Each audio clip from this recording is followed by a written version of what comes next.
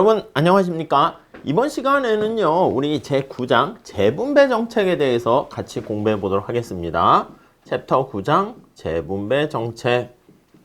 자, 우선 재분배 정책은 공평성을 위해서 정부가 이제 개입을 하는 거잖아요. 근데 이 재분배 정책은 당연히 해야 되는 것처럼 보일 수 있겠지만 반대하는 사람도 있어요. 그래서 우리가 반대하는 사람, 찬성하는 사람, 그 주장에 대한 얘기를 먼저 살펴보도록 하겠습니다.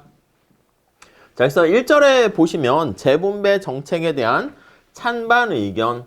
우리가 봤을 때는 아니 왜 반대할 수 있어? 예, 이렇게 볼 수 있는데 그 반대하는 사람들의 의견도 또 체크를 해 볼 필요가 있습니다.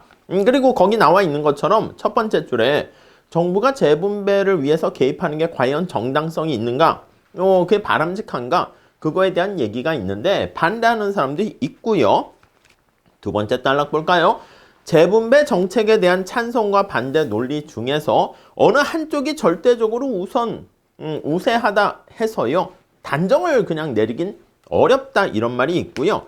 그리고 현대 정부가 지금 재분배 정책을 다 쓰고 있으니까 그게 맞는 거 아니야? 이렇게 주장할 수도 있는데 그게 바로 증거로 얘기하기는 어렵다. 그렇게 볼 수가 있습니다. 자, 그래서 우리 먼저 반대하는 사람들의 의견을 한번 살펴보도록 할게요. 자, 반대하는 사람들의 논리는요. 첫 번째는 자, 윤리적인 관점 이게 있을 수 있어요. 윤리적인 관점. 자, 첫 번째 줄에 보시면 자유론자 이렇게 있습니다. 자유론자는 야, 내 자유인데 말이야. 왜 간섭하는 거야? 그렇게 볼 수가 있겠죠. 그래서 재분배를 위한 정부의 개입이 정당한 개인의 권리를 침해하는 결과를 가져올 수 있다. 그래서 이 사람들은 정부가 재분배를 위해서 좀 많이 가지고 있는 사람들 거를 어떻게 보면 뺏어서 저쪽으로 주는 거 아니겠습니까? 정부의 개입은 자, 두 번째 줄 거기 보시면 개인의 정당한 권리를 침해한다. 이렇게 볼 수 있는 것이죠. 이해 가시겠죠? 그래서 이게 이제 자유론자의 기본적인 주장이 되는 것이고요. 자, 그래서 두 번째 줄 보시면 자유론자의 관점에서 봤을 때는 어떤 좋은 결과가 나쁜 수단을 정당화시켜준다는 것은 있을 수 없다. 그렇기 때문에 다음 줄에 일의 옳고 그름이 정당한 절차를 거쳤느냐의 여부에만 의해서 판단할 수 있는 것이지 재분배 정책의 결과가 만약에 바람직하다 할지라도 중간에 과정에서 여기 나와 있는 개인의 정당한 권리를 침해한 거 이거 잘못됐다 이 뜻으로 보시면 되겠습니다. 특히 자유론자의 대표적인 학자가 누가 있냐면 밀턴 프리드만이라는 학자가 있습니다.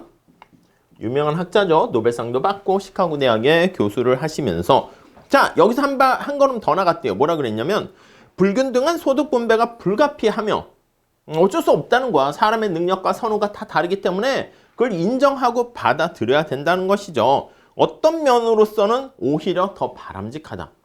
그쵸? 오히려 어쩔 수 없다 이렇게 얘기하는 거야. 어쩔 수 없고 오히려 가만히 재분배를 하지 않는 게 오히려 바람직하다. 이렇게 해요. 자, 예를 거기 든 게 나와 있는데 한번 봅시다. 예컨대 소득보다 여가를 더 선호하기 때문에 더 적게 일을 선택한 사람이 여가보다 소득을 선호하기 때문에 더 일을 많이 한 사람보다 더 낮은 소득을 얻는 것은 당연하다. 여러분들이 다른 많은 선택지 중에서 내가 만약에 이 재정학 과목을 열심히 공부한다? 그러면 당연히 시험 잘 보고 시험 잘 본 대가로 좋은 학점 받은 거 그게 당연하다는 것이지. 야, 너는 주어진 상황에서 공부를 안 했잖아. 공부 안 한 대가가 낮은 성적이고 낮은 소득이라는 것이죠. 이해 가시겠죠?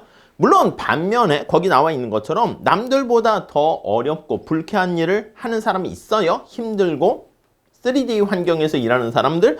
그 사람은 더 많은 소득을 줘야 하는 게 마땅하다. 이해 가시겠죠? 그렇게 주장하고 있는 사람이 자유론자 프리드만 이렇게 보시면 되겠고요. 그 다음에 효율성에 대한 부정적인 영향 이게 있습니다. 두 번째는 효율성 측면에서 한번 살펴보겠다. 이렇게 보시죠. 자, 첫 번째 줄 볼까요? 재분배 정책이 효율적 자원 배분을 저해하는 결과를 가져온다는 점을 들어가지고 반대하는 사람이 있습니다. 두 번째 줄, 재분배 효과를 더 크게 만들기 위해서 매우 급격한 누진성을 가진 조세 제도를 도입하게 되면 사람들은 더 적게 일을 하고 더 적게 저축하는 반응을 보이게 된다. 그래서 우리가 이제 누진세를 적용하게 되면 누진세는 사람들로 하여금 일할 의욕을 떨어뜨려요. 오케이, 일할 의욕을 떨어뜨리고, 그리고 이제 저축을 했습니다. 누구는 사실 소비를 하고 싶은데 소비를 안 하고 저축을 했는데, 너 저축했네? 이자 소득 많이 벌었네? 세금 많이 내? 이렇게 얘기하면 저축 의욕도 떨어지게 됩니다. 이해 가시죠? 네, 이렇게 되면은 거기 나와 있는 것처럼 더 적게 일을 하고 더 적게 저축하는, 그러니까 자신이 가지고 있는 자원을 다 사용하지 않는 거야. 이런 조세 정책 때문에. 더 나가서 빈곤층을 위한 생계 보호를 위한 소득 보조 프로그램은 나름대로 있을 필요가 있긴 하지만 빈곤층에 대한 소득 보조 프로그램은 보조는 자, 여기 나와 있는 효율성을 떨어뜨린다는 거야. 거기 보시면 가난한 사람들의 근로의욕에 나쁜 영향을 미치게 됩니다. 역시 마찬가지야. 근로의욕을 저해한다. 이렇게 보시면 되겠습니다. 아니, 물고기 잡는 법을 알려줘야지 물고기를 잡아다 따박따박 주게 되면 그냥 거기에 안주하게 된다는 것이죠. 자, 물론 저자분께서는 현실에서 얼마나 비효율성이 나타나는가, 그걸 구체적으로 아직까지는 뭐 이제 실증 연구는 좀 부족하다. 이렇게 나와 있습니다. 자, 그 다음 이제 또 하나의 관점을 보시면 정치적 현실의 관점 이겁니다. 이건 뭐냐면 자, 정치적인 측면에서 현실적인 측면에서 얘기하는 거예요. 아니, 재분배 정책 하는 거 그래, 오케이, 알겠어. 근데 이딴 식으로 해서 도대체 재분배 정책을 통해서 저소득층을 도와주고 그게 맞는 거야? 똑바로 해야지 이게 제대로 하는 거 맞는 거야? 이런 생각을 합니다. 거기 한번 볼게요. 첫 번째 줄, 재분배 정책은 기본적으로 시장기구의 불안전성을 정치기구에 의해서 교정하려는 노력을 하고 있는데, 두 번째 줄 보세요. 현실에서는 정치기구가 과연 재분배 작업을 성공적으로 해낼 수 있을 것인가? 애매하다는 거야. 과연 진짜 효과적이냐? 이런 것들을 물어보고 있는 것이죠. 이해 가세요? 거기 다음 줄 볼게요. 현실의 정치기구 역시 비록 시장기구와 그 성격이 다를지라도 어느 정도의 불안전성을 가지고 있고요. 시장이 불안전하고 이런 걸 해결하지 못하니까 시장 실패잖아.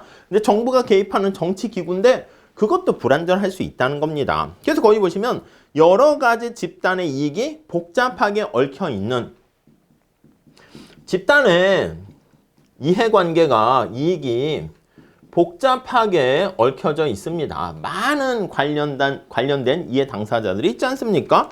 그래서 정치기구가 불편부당한 입장에서 공평한 재분배를 수행하기 힘든 게 사실이고요. 그 다음에 볼게요. 정치적인 측면에서 재분배를 위한 개입에 반대하는 또 하나의 논리는 재분배 정책이 두 번째 줄 보시면 속성상 계층 간의 갈등을 조장해서 정치 과정에서 심각한 긴장.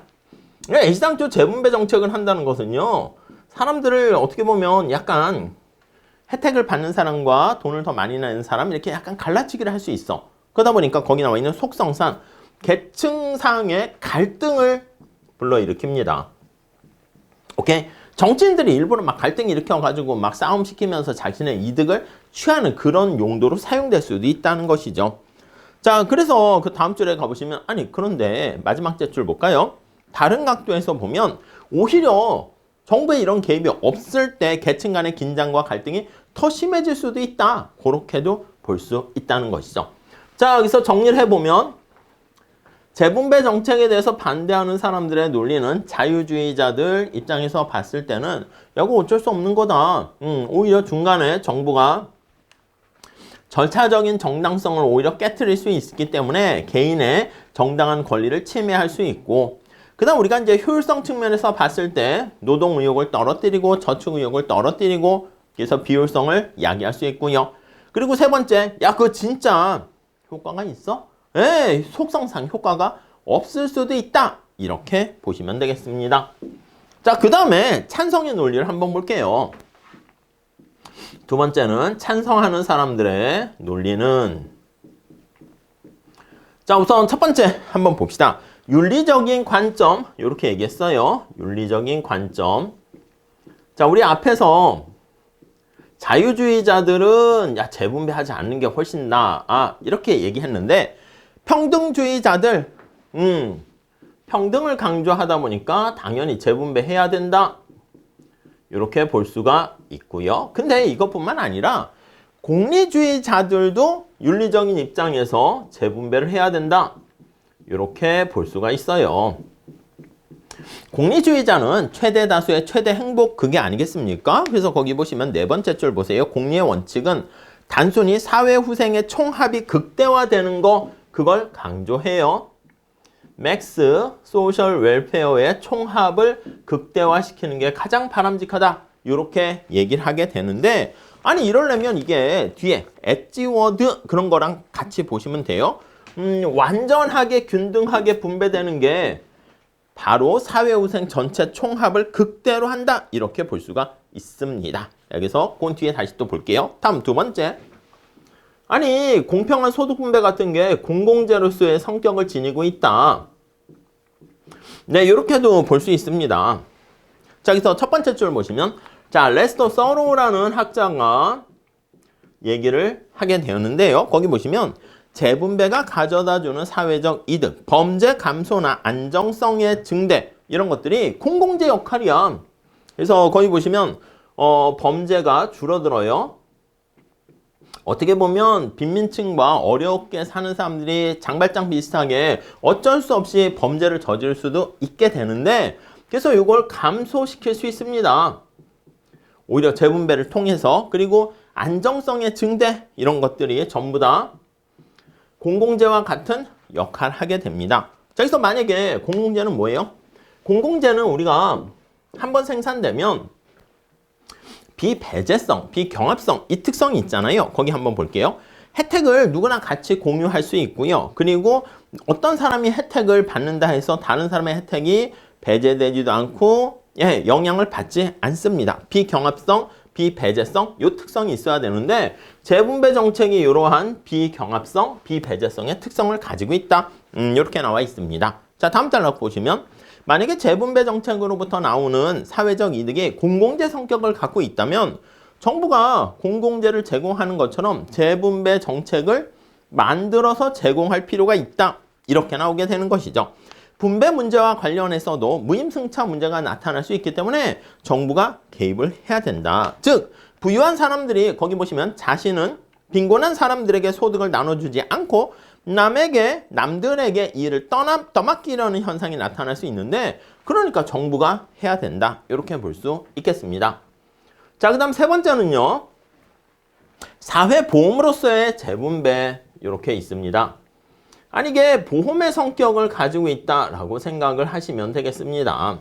자, 첫 번째 줄 볼까요? 자, 소셜 인슈어런스라는 것은 그런 관점에서 정당화하려는 시도가 있는데, 아니 우리 누가 다치고 싶어서 아프고 싶어서 막 아픈 게 아니잖아.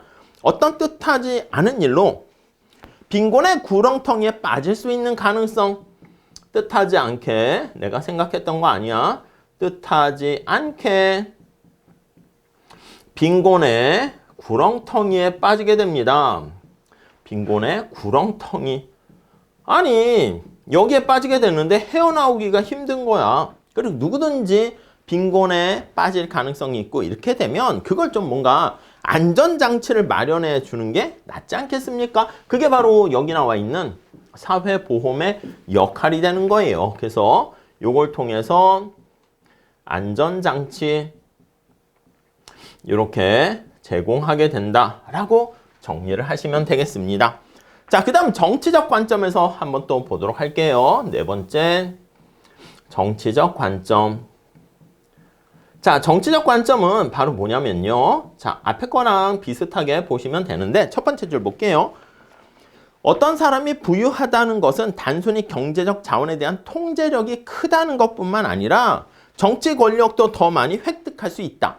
그러니까 아니 경제가 경제력이 만약에 어느 한쪽에게 쏠린다라고 하면 이 경제력이 어떻게 연결되냐면 정치력으로 연결이 돼요. 뭐 그런 경우가 요즘 더 많겠죠. 아니 그러다 보니까 뭔가 경제가 한 사람에게 집중돼 버리면 권력, 힘도 한쪽에 집중돼 버리기 때문에 소수에게 경제력이 집중되면 정치력도 소수에게 집중될 수가 있기 때문에 그래서 오히려 부당한 권력의 집중을 방지하기 위해서 경제력을 소수에게 하는 게 아니라 분산해야 된다. 소수가 아니라 분산해야 된다. 그럼 정치적인 힘도 어느 한쪽으로 분산된다. 이렇게 볼 수가 있겠습니다. 자, 여기서 우선 첫 번째는 우리가 재분배 정책에 대한 얘기를 할 건데 그 전 단계로 약간 찬반 논쟁이 있는데 반대하는 사람들의 주장이라든가 찬성하는 사람들의 주장을 우리 책에 정리가 잘 돼 있어서 살펴봤는데요. 이 정도 정리를 해주시면 될 것 같습니다. 자, 이렇게 하시고요. 아니, 그러면 우리 현실에서 재분배 정책이 어떻게 실행되고 있는지 실예에 대해서 같이 한번 공부해 보도록 하겠습니다. 감사합니다.